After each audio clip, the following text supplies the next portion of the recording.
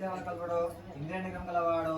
అతడు ప్రతి దినము దేవాలయం పోయి దేవదర్శనం చేసి బ్రహ్మోత్తరం ఇచ్చేవాడు వాడు.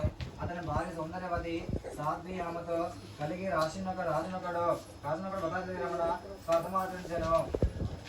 ఇంతలో అక్కడికి సాధువనక వర్తకుడు అనేక వస్తువులు ధనములు నిండిన వాడము ఒడినా నిలిపి వదము చేసిన చూసి దగ్గరకు వచ్చి వినేతను.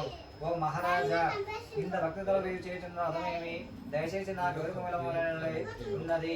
సాధు విట్లనగా ఆ రాజు, ఓ సాధు, పుత్రసంతానం కావాలన్న కోరికత నేను మా బంధువులు పిలిపించుకొని స్వార్థము చేస్తున్నానని చెప్పాను. రాజు మాటలు విని సాధు, మహారాజా నాకు సంతానం లేదు. మహారాజా రాజు మాట్లాడిన సాధు, మహారాజా నాకు సంతానం లేదు. ఈ వదము సంతానం వచ్చిందని చెప్పి నేను దీన్ని బాధించలేను.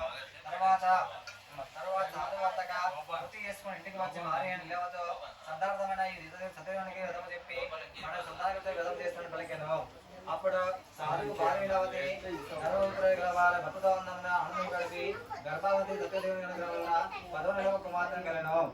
ఆ బాలిక శుక్లపక్ష నుండి వాళ్ళే ఇంటింటుండగా తల్లిదండ్రుల వల్ల ఆమె కలవడం పేరు పెట్టింది. ఆ సమయంలో లీలావతి భర్తను చూసి సంతానం గురించి వ్రతము చేసినవాడి కదా కొత్తగా కలిగిన కదా ఇంకా వ్రతము మాట అలా పెట్టలేమి అని అడిగాను. అందుకు సాధువు లీలావతి మన అమ్మాయి వివాహకాంత వ్రతం తప్పక చేయదను అని ఏమైనా సమాధానం మార్చి వ్రతంలోకి నగరం పోయాను. ఆ కళావతి ఇంటిలో తిరుగుతుండేను. అటు యుక్త వయసు కుమార్తె చూసి సాధువు తన మిత్రులతో ఆలోచించి వర్ణవేదిక ఉదయం పంపాను.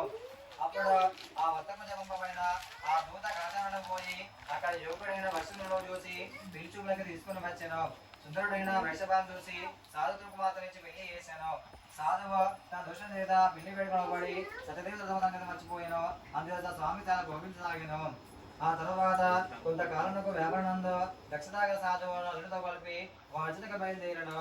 అతడు నౌకల్లో సముద్ర తీరమనన్న రత్నాపురం చేరుకొని అక్కడ తల్లులతో కూడి వ్యాపారం సాగించినాడు. తర్వాత వ్యాపారంలోకి వారితో దశరథ మహారాజు నగరంకు పోయింది. అంతటా వధము చేసిన ప్రతిగా చేసి వచ్చిపోయిన ఆ సాధువును చూసి స్వామి కోపించి దారుణమైన మహాలుకములు కాకని శపించసాగాను. ఆనాడు రాత్రగా ఒక దొంగ ప్రవేశించి ధనము దోచుకుని పారిపోతుండను. రాజబండి తరచుండగా వాడి వద్దకున్నపై పరిగెత్తాను. ఆ దొంగ తన్ను తనుకొని వచ్చుతున్న రాజభటులు చూసి భయపడి ధనమును వద్దకున్న గుమ్మరించి వారు పారిపోయాను. ఆ రాజభటులు వచ్చి రాజు ధనమును